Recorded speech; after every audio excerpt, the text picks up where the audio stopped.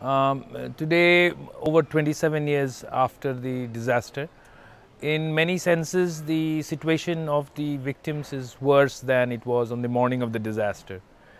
There are close to 150,000 people who are battling chronic illnesses of the lungs, of the kidneys, liver, of the gastrointestinal system, musculoskeletal system, reproductive system, and of course a range of mental health problems. And additionally, we have the next generation, which we also find is marked by urine carbides poisons. And on top of that, we have about 40,000 people living next to the factory who have been exposed to a range of toxic chemicals and heavy metals for the last 14 to 20 years. And there again we see a range of health problems. The gas affected women in more serious way than it did to children or to men, because a lot of the people who were affected were from the unorganized sector, and after they got exposed they could not work, they could not do any hard labor, mostly men. So women became the breadwinners in terms of rolling beedies all night and earning very little money or whatever they could do from home. But also at the same time their children were sick, and tending to their children, tending to their husbands, and their whole reproductive system being impacted by this. हम दिन में बीड़ी बनाते, रात में बीड़ी बनाते और दिन में मियाँ के पास रहते, उन बच्चों को छोटे छोटे पड़ोसियों के पास छोड़ के जाते। जब ना नींद मिली ना पेट भर के खाना मिला, ऐसा भी टाइम आया कि हम खाना नहीं बचा तो भूखे भी सोए। उस जब गैस निकला तो हमारे मियाँ की हालत ये हो गई कि वो कमाने के लायक अभी भी नहीं है, अभी भी नहीं कमा, अभी तक उनको ये हाल है कि उनके सीने में इतना दर्द होता है, लेकिन जी रहे हैं, जी तो रहे हैं, मरे नहीं हैं, लेकिन इस तरीके से जी रहे हैं कि ना वो जीने में है ना मरने में है। मजबूरी के तौर पे अपने बच्चों को बड़ा तो हमने जिस तरीके से भी करा, जो बच्चे उस वक्त छोटे थे आज वो जवान हैं, लेकिन वो भी इस बच्चे इस लायक नहीं है कि वो मेहनत का कोई काम कर सकें और अपने बच्चों को सही तरीके से पाल सकें। तो गैस की वजह से ये परेशानियाँ आ रही हैं हमें और हमारे मियाँ को, ना बच्चों को, कि हमारे मियाँ को फेफड़ों में इतनी तकलीफ है कि उनको टीबी की बीमारी बन गई। जैसे हमें इस परेशानियों का सामना करना पड़ा कि हमें जो अंदर बचरानी की बीमारी है वो बहुत ज़्यादा परेशानी हुई। एमसी के बारे में बहुत परेशानियां हो रही हैं हमें भी और हमारी बेटियों को भी, क्योंकि हमने जब तक हमारी एमसी आई तो महीने में 2-2 बार आई, और नहीं तो 2-2, 3-3 महीने नहीं आई। अब 12 साल से तो हम आ नहीं रहे एमसी से। ये अंदरूनी बीमारियाँ जो हैं महिलाओं को बहुत हो रही हैं। अभी जो हम देख रहे हैं भोपाल में कि किडनी कैंसर बीमारियां यहाँ पर आम बीमारी की तरह, छोटे छोटे बच्चों को कमाई करनी पड़ती है क्योंकि उनके माँ बाप, किसी को सांस की बीमारी है तो वो काम नहीं कर सकते, बच्चों को खुद की पढ़ाई छोड़ के घर का काम काज करना पड़ रहा है क्योंकि इससे घर की रोजी रोटी चल सके। छोटे बच्चे, उनमें पानी की वजह से अलग अलग तरह से विकलांगता आ रही है, पानी में जहर घोला जा रहा है, माँ के दूध में भी पारा पाया जा रहा है। अगर माँ भी अपने बच्चों को दूध पिला रही है तो वह सिर्फ एक जहर पिला रही है। हमारी जो जिंदगी बर्बाद हुई गैस से, तो ना हमारे मियाँ कुछ काम कर पाए ना हम बीड़ी बना पाए। क्या हमारा बेटा 8 और 10 साल के दरमियान में रहा, उसको ब्लड टीबी हो गई, शादी करी, जब उसकी पहली बेटी पैदा हुई शादी के 11 महीने के बाद में तो विकलांग हुई। उसी दरमियान में हमारे मियाँ हमारे साथ छोड़ के चले गए। 4 बच्चों की जिम्मेदारी मेरे ऊपर आई, बीमार बच्चे की जिम्मेदारी आई, पालने पोसने की। मेरे बच्चों ने कभी स्कूल का मुंह नहीं देखा। बेटे का सवाल नहीं है, सवाल पूरे भोपाल के बच्चों का है। मैं 7 किस्म की गोलियां खाती हूँ। अगर 7 किस्म की गोलियां मैं सुबह शाम दोपहर खाऊंगी तो उसके लिए अगर कोई फल खाने का दिल चाह रहा है तो गुंजाइश नहीं है, या 100 ग्राम दूध पीने का उसका उतार है या उसका तोड़ है, जलन हो रही है तो उसकी हिम्मत नहीं है कि मैं दूध पी सकती। महंगाई इतनी है कि अपन उसको नहीं खा सकते। और जिस तारीख से गैस निकली है तो उस दिन से परेशानी आंखों से कम दिखने लगा, शुगर के शिकार हो गए। हमारे मियाँ को, उनको सीने में दर्द होने लगा।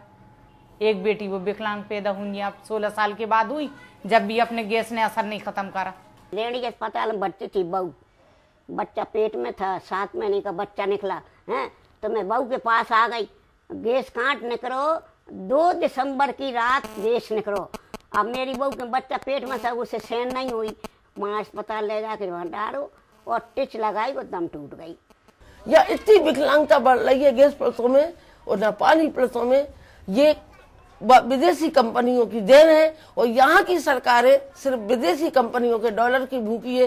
हिंदुस्तान के खासतौर से भोपाल की जो आवाम है, जो गैस पुलिस है, उनकी कोई परवाह नहीं।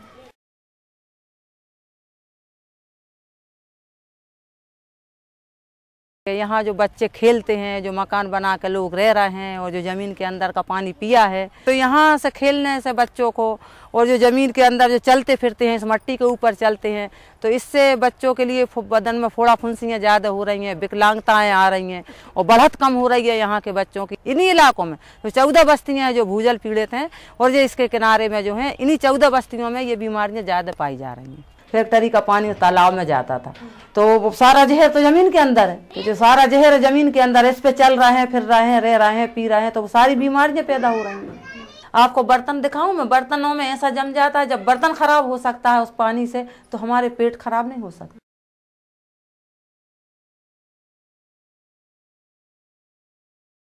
यूनियन कार्बाइड ने या एंडरसन ने या अभी जो नया मालिक है डाव कंपनी ने, उसने खुद हमें कोई हक, जीने का हक नहीं दिया और ना हमारे लिए कोई मुआवजे के बारे में सोचा कि हम किस तरह से अपनी ज़िंदगी गुजारें। ये तो भोपाल के गैस पुलिस लड़े हैं, तब जाके एक थोड़ा सा एक टुकड़ा अगर किसी के आगे डाल दिया, जैसे कुत्ते के आगे एक टुकड़ा डालते, इस तरह से हम लोगों की ज़िंदगी बना रखी है केंद्र सरकार ने, ना मध्य प्रदेश सरकार ने और ना कंपनियों ने। तो पूरे अप्रैल में इस गैस कांड को 10,000 दिन हो रहे हैं, तो एक दिन का 2.5 रुपये मुआवजा पड़ता है। एक दिन में 2.5 रुपये अगर मुआवजा गैस पीड़ित को मिला है, तो वो 2.5 रुपये में क्या खरीदेगा? तो नाम यह है कि मुआवजा गैस पीड़ितों को मिला, लेकिन गैस पीड़ितों को कितना मिला वो भी तो आंकड़ा जोड़ा जाए कि जज, वकील खाता है, जज खाता है, बाबू खाते हैं, उसके बाद फिर मिलता है उसे। डाव केमिकल अमेरिका में रहता है, वहाँ किसी की अगर उंगली कट जाती है तो उसको करोड़ों का मुआवजा मिलता है। तो क्या भोपाल हिंदुस्तान के इंसानों की कोई कीमत नहीं है? कुत्तों से ज्यादा कम कीमत समझ रखी है उसने। मुआवजे में क्या दिया? हमारा ब्याज दिया, कोई मुँह तो नहीं दिया मैंने, हम लड़ेंगे नहीं। This much we know, that in last 27 years, whatever people have got in compensation, in medical care, in socio-economic rehabilitation, and now clean drinking water is because people have fought here. Government has colluded with the corporation in making sure that people of Bhopal are denied all these rights, and it continues to do this in the name of foreign direct investment. In 60s when carbide came, it was green revolution, and now where Dow Chemical continues to do business in this country while not abiding any of its liabilities, it's in the name of foreign direct investment. Gas पीड़ितों के साथ ये अन्याय हो रहा है। भोपाल में महिलाएं हैं, भोपाल की महिलाएं लड़ रही हैं, कोर्ट बाई कोर्ट जा रही हैं, लेकिन सरकार उनकी तकलीफों को नज़रअंदाज करते हुए कोर्ट पे कोर्ट बदलती जा रही है। सरकारों से लड़ के हम लोग परेशान हैं। आज 27 साल हो गए गैस निकले, जब से हमारा संघर्ष जारी है। अभी तक सरकारों ने हमारे साथ वायदे करते हैं, हर सरकार जो भी आई वायदे करे हैं और वायदे करके मुकर्रा जाती निभाती नहीं। कैसी सरकार है, कैसी निकम्मी सरकार है, पानी में डूब के मर जाए ऐसी सरकार तो है। जो गरीबन के नहीं सुना, गरीबन पर लाठी चलवाई, गोली चलवाई, पत्थर चलवाई, खूना खून कर दे, तो हमारी गैस की लड़ाई नहीं लड़े। हम तो लड़ेंगे, हम तो गैस की लड़ाई लड़ते रहेंगे। हमारा आंदोलन अच्छा शांति से हो गया था, हमने कोई गदर नहीं मचाई, ना हमारी जनता ने गदर मचाई, कलेक्टर ने गदर मचाई आके नहीं। 27 सालों में बेचारी पब्लिक भी इतनी मायूस हो चुकी लड़ते लड़ते कि सरकार से लड़ो तो सिर्फ हमको धाराएं मिलती हैं, लाठीचार्ज होते हैं, हम लोगों के ऊपर अत्याचार होते हैं और हमें पेशियां करना पड़ती हैं, हमारे ऊपर केस पे केस लगे रहते हैं। अभी देखो रेप वगैरह ये मेरा 5 हो दिया जी, पुलिस वालों ने डंडा मारा, मेरे पटक गई मुझे है? अब बताओ, हम विरोध नहीं कर रहे हैं, हम गरीबों की लड़ाई न लड़े तो कैसे काम चले? कहाँ जाएं हम? सरकार के पास नहीं जाएंगे तो कहाँ जाएंगे हैं? उसने हजारों हत्या करी, उसको तो तुमने पकड़ा नहीं, और हमने कहा देश की गरीबों की लड़ाई लड़ी ताकि पीछे हमको गिरफ्तार कर ले, हम पर केस लगा दे। ये कैसी सरकार है? हम तो सरकार से लड़ाई लड़ेंगे। तो ले दे के ये है कि गैस पीड़ितों का शोषण पहले दिन से लेके आज की तारीख तक हो रहा है। सरकार इनके लिए गंभीर नहीं है। अभी तक सरकार के पास ये आंकड़ा नहीं है कि कितने लोग मरे, कितने लोग घायल हुए। आज सरकार से पूछो कैंसर पीड़ित कितने हैं, सरकार को नहीं मालूम। किडनी पीड़ित कितने हैं, सरकार को नहीं मालूम। गवर्नमेंट ने कोई आंकड़ा नहीं रखा, कोई कार्ड नहीं बनाया, कोई कुछ नहीं है। अब बस हवा में तीर चल रहे हैं, जहाँ लग गया ठीक है। तो डाउ ने, यूनियन ने इतने लोगों को मारा है और अभी तक लोग मर रहे हैं, तो उसे सज़ा क्यों नहीं दी गई है? वो एक तो फरार भी है और है ना ही वो भारत की अदालत में पेश किया जाता है उसे, तो उसके भारत की अदालत में पेश किया जाए, उसे सज़ा दी जाए। हम चाहते हैं कि जो हमारा आगे का भविष्य वो एक बिल्कुल अच्छा हो, ना ही हवा में कोई जहर हो, ना ही ये कंपनियाँ हो यहाँ भारत में। हमारी सरकार को ऐसी होना चाहिए कि वो जनता की सुने, ना कि जो कंपनियाँ हैं वो उनकी सुने। डाउट कंपनी बारे में कंपनी खरीदी थी तो हमसे पूछी थी, हम जनता से पूछी थी कि तुम्हें क्या है, तुम्हें गैस निकल रहा है तो तुम क्या बीमारी है, क्या तकलीफ है? गंदो पानी पी रहे हैं, बाकी भी सफाई नहीं है, बाकी भी सफाई होना चाहिए, सुनते ही नहीं है। कहाँ जाए अब हम? What has always been both surprising and both very inspiring for me is to see that the women are dealing with all of these problems, not only their own physical problems but physical problems of everyone in the family, health problems of everyone in the family, and on top of that also participating in all the political actions and demonstrations and protest actions. So they have continued to do that. Yet with all of this, they continue to come out on the streets and fight. So many Muslim and Hindu women, very conservative, had never even known what struggle was all about, what it was out to come out on the streets and fight, but they gave up their burqas and pardas to come out on the street and fight. And just for this, that not only that we just don't want justice here, but we also want to make sure that there are no more Bhopals ever again. हम तो, हमारी उम्र हो चुकी, हम तो मर ही जाएंगे, वो मर ही रहे हैं, जैसे भी जी रहे हैं, मर ही जाएंगे, लेकिन हमारी आने वाली पीढ़ियां तो परेशान होंगी। इसलिए हमारा संघर्ष तो ये जारी जब तक रहेगा, जब तक के हमारी जान में जान है। हमारी जनता कितनी मरी, हमारी बहू मरी, ना कि मरो, और हम जब से बीमार बने रहते हैं, हम कहाँ जाएं? हम तो सरकार से लड़ेंगे, हम तो लड़ते ही रहेंगे हमेशा, हमारी तो लड़ाई चलती ही रहेगी, नहीं सुनेंगे तो कहाँ जाएं? ये तो हमारा संकल्प है कि आखिरी सांस तक ये लड़ाई हम लड़ेंगे। और भोपाल तो मर चुका है, भोपाल कभी जिंदा नहीं होगा। जिसको एक बार गैस लगी है, वो कार्बाइड के खुद के दस्तावेज कहते हैं कि वो कभी ठीक हो ही नहीं सकता है, उसे तो जाना ही है। धीरे धीरे जा रहे हैं लोग, लेकिन जो हमारी आने वाली पीढ़ी है वो इस लड़ाई को ज़रूर संभालेगी, और दुनिया को बचाने के लिए हमारी पीढ़ी इस संघर्ष को जारी रखेगी। और इस जीने के लिए हम तो लड़ते मर जाएंगे, पर उम्मीद ये रखते हैं कि आने वाली पीढ़ी को इतना महसूस होना चाहिए, इतना लड़ना चाहिए, हमारी लड़ाई देखते हुए, हमारे लफ्ज़ों को देखते हुए, जो कुछ हमारे किताब में छपता है उसको देखते हुए, जैसे रेल रोको आंदोलन को देखते हुए, तो आने वाली पीढ़ी विदेशी कंपनियों को सबक सिखाए। मैं कह तो रही हूँ कि मैं तो कुर्बानी देने तैयार हूँ, पर मेरे संगठन के लाने, मेरे गरीबों की लड़ाई तो मैं छोड़ूंगी नहीं पीछे।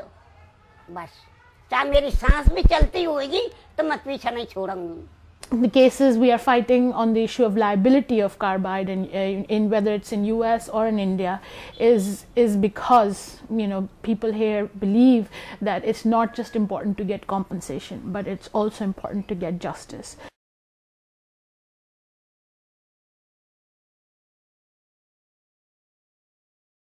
Olympics is not just some small games that happen. It's a game that happens at an international level.